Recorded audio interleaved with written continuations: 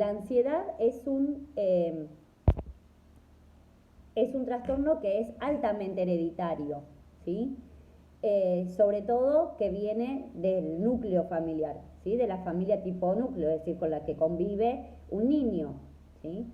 Ante padres que son muy ansiosos, esos niños terminan teniendo la misma carga, ¿sí? Genética en cuanto a la ansiedad, no solo a través de la transmisión de los genes, sino que también se transmite a nivel conductual, ¿sí?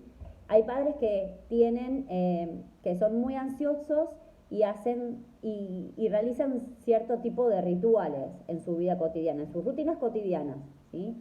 Los niños pueden que no hagan las mismas, que no tengan las mismas conductas de tipo rituales, pero sí otro tipo de conductas que hace que sean ansiosos, como, no sé, preguntar a cada rato qué hora es, ¿no? ¿A qué hora tal cosa? ¿Qué vamos a comer? ¿Qué vamos a comer? ¿Qué vamos a comer? No es solo curiosidad, ¿sí? Sino es una persistencia, ¿sí? En cuanto, por ejemplo, saber algo, ¿sí? O ir a algún lado, ¿sí? Son muy persistentes y eso deviene de esta ansiedad, ¿sí? También es muy persistente los trastornos del ánimo, ¿sí? También tienen esta carga hereditaria. En niños y adolescentes, los niños ansiosos, ¿sí? Son más propensos a tener padres con trastorno de ansiedad, como decíamos, ¿sí? Y padres ansiosos tienen niños ansiosos, generalmente, ¿sí? También se produce de la misma manera, digamos, para el temperamento, ¿sí? El temperamento es un factor que, si bien está en el cerebro, ¿sí? Corresponde a una función, ¿sí? El temperamento, también tiene cierta carga genética, ¿sí? Y cuando hablamos de carga genética, obviamente que hablamos de ambos progenitores, ¿sí? Entonces, estos adultos que tienen trastorno de ansiedad tienen hijos que son más inhibidos, ¿sí? Y es más propenso también a que puedan tener algún trastorno del ánimo. ¿Por qué decimos eso? Porque si hay un niño muy ansioso, inhibido, ¿no? Inhibido quiere decir alguien que inclusive podamos ver que le cuesta sociabilizar, ¿no? Y eso lleva a confusión, ¿no? Lo primero que aparece ante la vista de los demás cuando ven a un niño que le cuesta sociabilizar, tiene autismo, ¿no? No. El autismo no es la única causa de alguna dificultad para la sociabilización. Los niños que son inhibidos, ¿sí? Vieron que ante cualquier cosa o se enojan o son tímidos, les cuesta iniciar relaciones con los demás, vínculo con los demás, ¿sí? Están con la cabeza agachada, ¿sí? Esos niños inhibidos tienen muy baja su autoestima, ¿sí? Y al tener muy baja su autoestima, son más propensos a tener un trastorno del ánimo, que tampoco era hasta hace un tiempo muy recurrente los trastornos de ánimo, ¿sí? Pero hoy en día la cifra es más alta, ¿sí? Que después vamos a hablar de esos trastornos de ánimo un poco también, ¿sí? Bien, después tenemos factores que son más de tipo genéticos, ¿sí? Que se transmiten a través de los genes, como decía recién, un poco en relación a lo que decía recién de herencia. Vieron que les dije herencia como conducta, ¿sí? O herencia en cuanto a los genes, ¿sí? Así que este lo vamos a pasar porque eso un poco recién lo mencionaba, ¿no? Después estos factores temperamentales, ¿sí? Que recién hablábamos de la inhibición, cuando los niños son muy inhibidos para con el resto, ¿sí? Van a tener ciertas características como esto que mencionaba hace un ratito, retraimiento frente a lo nuevo, ¿sí? Demoran en entrar en confianza con extraños, no sonríen, mantienen mucha proximidad con una figura de apego y esto también es perjudicial, ¿sí? Porque pueden desarrollar lo que vamos a empezar creo que a ver hoy, que es la ansiedad por separación, ¿sí? También lo que es la fobia escolar, que la fobia escolar, a ver, la fobia escolar es un tema importante, pero que no está dentro de los trastornos de ansiedad, ¿sí? Inclusive el DSM-5 no lo menciona, ¿sí? No está catalogado como tal, pero sí se produce un poco parecido a lo que vamos a ver a la ansiedad por separación, se produce el rechazo del niño al ingreso, ¿no?, de la institución, y en la cual el niño se aferra a una figura de apego, ¿no? Esto creo que un poco creo que lo dije en la clase pasada, se aferra a una figura de apego con tal persistencia de que empieza a somatizar también. El niño puede manifestar que le duele la panza, que le duele la cabeza. A los adolescentes también le pasa, ¿sí?, lo de los síntomas, pero no tanto el apego con el apego con su figura, ¿sí?, con una figura familiar del entorno.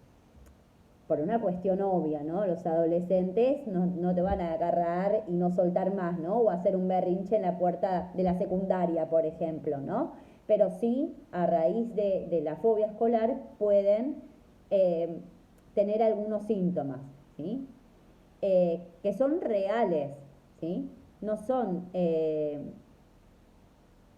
fantasiados, son producto, ¿sí?, de un malestar psíquico que se transforma en un dolor de cabeza, en un dolor de panza, ¿sí? Inclusive puede llegar a tener fiebre, ¿sí? Esos dolores son reales, no están mintiendo, ¿sí? Obviamente que no digo que los niños no mientan, obviamente, y los adolescentes, ¿no? Esto de, ay, no, me siento mal, no quiero ir a la escuela. Pero bueno, el síntoma, ¿no?, como decía Freud, es esto, un dolor que se tramita en el cuerpo, pero que reside en nuestro aparato psíquico, ¿sí?, por un cierto malestar.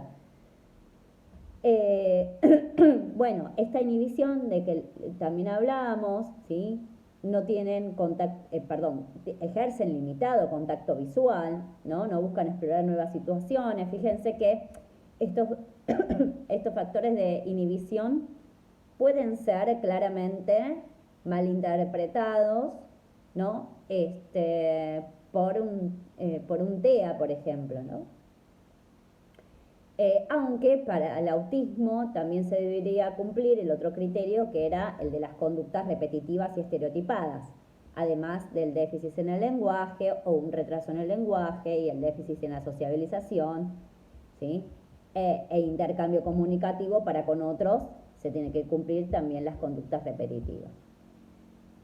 Durante la edad preescolar, ¿sí?, aquellos niños que tienen este tipo de conductas son más propensos a reunir los criterios de trastornos de ansiedad durante la niñez media, ¿sí?, ya pasando casi niñez media, casi como una preadolescencia, ¿sí?, lo que tiene que ver más o menos 8, 9, 10, ¿sí? La verdad es que mucho de edades, a mí no me gusta focalizar sobre las edades en sí, porque los procesos evolutivos de los seres humanos son únicos, digamos, ¿no? Si bien tenemos parámetros, ¿sí?, justamente para corroborar el desarrollo, la verdad es que hay mucha variabilidad en eso, ¿no? Entonces dice, no, 5 ya me pasé, entonces no es. Y no es una regla como continua, ¿no? La edad cronológica.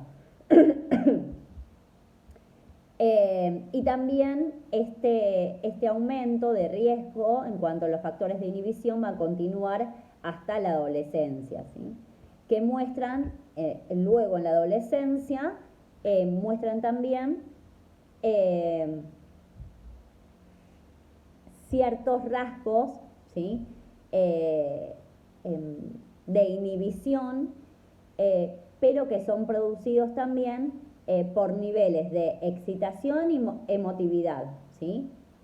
Es decir, también tenemos que tener presente que los trastornos se evolucionan en la medida que evoluciona el desarrollo humano, ¿no? Entonces, puede ser que un niño presente factores de inhibición en edad preescolar y en la niñez media, antes de entrar a la adolescencia, y en la adolescencia se revierta hacia altos niveles de excitación y de emotividad, ¿sí? Obviamente por la revolución, ¿sí?, que sucede durante la adolescencia, ¿sí?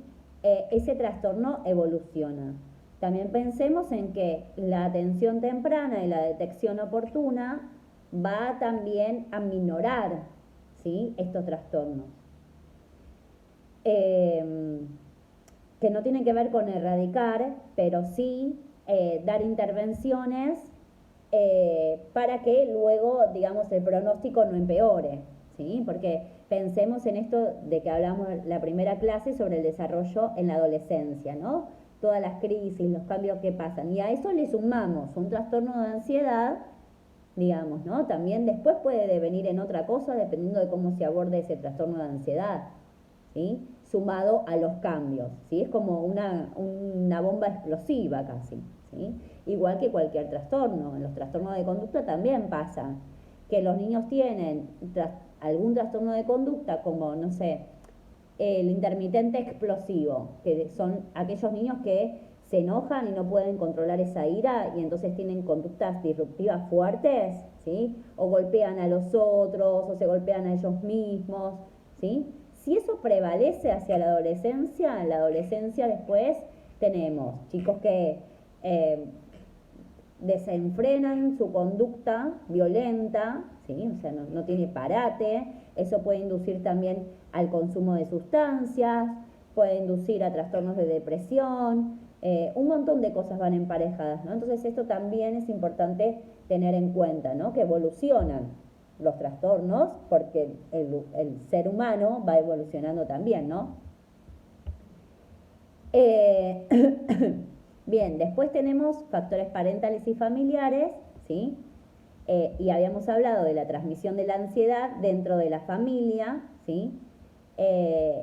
Los padres y el entorno familiar deben contribuir también a este desarrollo de los trastornos de ansiedad, ¿sí?